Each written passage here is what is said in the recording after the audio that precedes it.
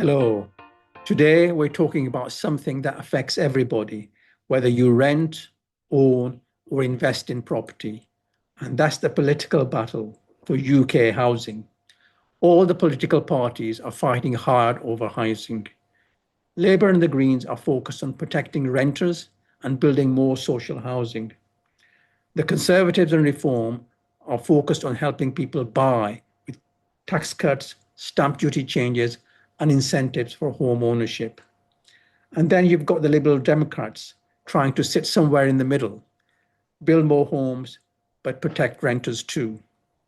So in this video, I'll take you through what each party actually stands for, what's new, and what it could mean for the housing market and for you. Firstly, let's talk about Labour, who are in charge for the next 3 or 4 years. They're focused on renters' rights, new house building, and more regulation of landlords with higher housing standards and higher energy efficiencies or EPCs. They plan to build 1.5 million homes over this parliament by speeding up planning and creating new towns. They've also pledged to make buying a home quicker and cheaper with upfront information and better conveyancing processes. They're phasing out leasehold completely and replacing it with commonhold. They've introduced the Renters' Rights Bill, which will become law later this year. It'll abolish Section 21, no-fault evictions, abolish fixed-term tenancies, and give renters more rights. Landlords will be heavily regulated with a landlords database and Ombudsman. They'll have to provide better standards of accommodation and can only increase rents once per year. So what does all this really mean in practice? Tenants will get more rights, but the big problem for them is that their rents will also rise. This is because the cost to landlords will increase and will pass through the system onto tenants. Landlords are already increasing rents in anticipation of these possible costs.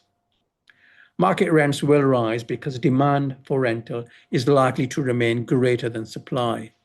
Even if that 1.5 million homes target is met, but many think that this is not going to be met as the planning changes are too slow. Approvals for high-rise flats are delayed due to new fire safety regulations following the Grenfell fire, and building costs are now much higher, so developers simply can't make a profit on building new low-cost housing. Higher regulation and landlord scrutiny will also drive away some active landlords, making the supply of rental houses even lower. So the underlying problem of housing shortages is not likely to be resolved by Labour. Rents will rise and house prices will continue to go up, especially in low-cost areas. Now, the Conservatives are taking the opposite route. Their pitch is, let's make it easier to buy, not rent. At the recent party conference, they promised to scrap stamp duty altogether on primary homes. That's a huge move. The idea is that cutting taxes will boost confidence, increase sales, and get the housing market moving again. They also announced a first job bonus, which would result in the first £5,000 of a person's national insurance contributions in their first job to be paid into their savings account instead of going to the taxman. This could be used towards anything, but especially a house purchase deposit, making house buying a bit easier.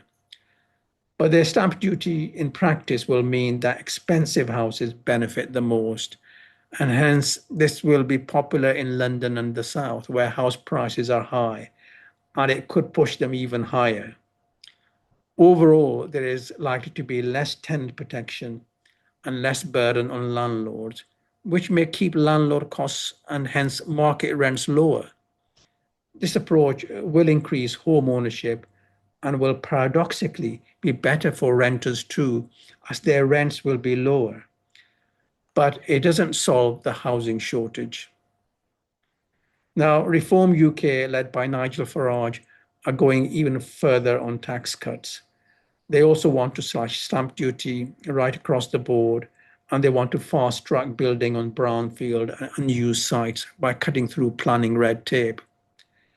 They're also against what they call burdensome landlord regulation, meaning they'll likely reverse parts of the Renters' Rights Bill and roll back EPC and net zero building rules to reduce costs. In short, their message is pro-developer, pro-landlord, and pro-market. They want fewer rules, faster bills, and a freer housing market. Of course, that's popular with investors and builders, but it could come at the cost of tenant protection and environmental standards. But their policies will also keep rents lower as the burden on landlords is less. Now, let's look at the Liberal Democrats. They're aiming for the most ambitious construction target of all, 380,000 new homes a year, including 150,000 for social housing. They're likely to keep the Renters' Rights Bill as their tenant and landlord policies are similar to those of Labour. On ownership, they want to give councils the power to suspend right to buy and give them more power to buy land for new builds cheaper. They want owners to pay a levy for land that isn't developed and higher taxes for houses that are vacant.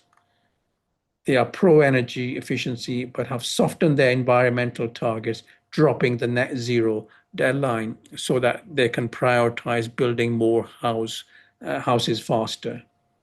So they're trying to strike a balance, protect renters, empower local councils, but keep construction moving. And finally, the Greens. They are taking the hardest line on private landlords. They want to go further than Labour's Renters' Rights Bill and introduce rent controls, compulsory purchases by councils from private landlords, and a right to buy, and build 150,000 new council homes every year. In their model, the state plays a massive role in housing, and the private rental sector would face tight regulation and will shrink. So, if you're a landlord or investor, the Greens policies are not good news. It would mean lower flexibility, stricter caps on rent, and potentially smaller returns.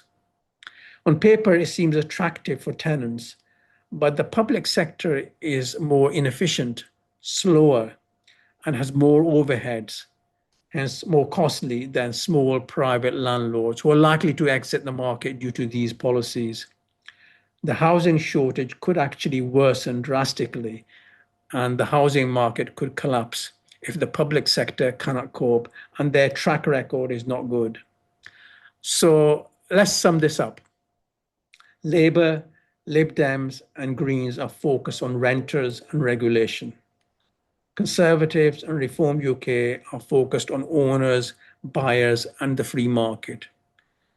Everyone agrees on building more homes, but no one has a credible plan to achieve what is required. For landlords, the main risk under Labour or the Greens is more regulation and possibly also rent control from the Greens. Under Conservatives or Reform, the risk is different. More volatility if tax cuts put up house prices much faster than incomes.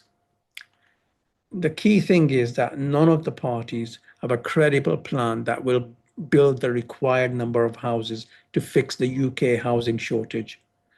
The targets they are all setting are ambitious for them, but too low for what is required.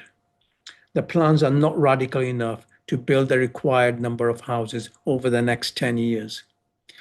So I believe that housing demand will continue to outstrip supply, and UK property prices and rents will continue to gradually rise. So if you're an investor, there is no need to worry, unless the Greens are running the country, which is unlikely. Your returns are not likely to be affected because any increase in cost will be balanced by increases in rent. The best strategy may be to become a passive investor, and you can do this by renting your property to a large professional company that acts as the landlord and sublets to its own tenants. That way, you're not the landlord and can benefit from the net income, but not have any of the liabilities or costs of the landlord. So what do you think? Do you prefer the renter-focused approach from Labour and the Greens, or the ownership and tax cut approach from the Conservatives and Reform? Drop me your thoughts in the comments below. Please watch the message from our sponsor at the end. Thanks for watching.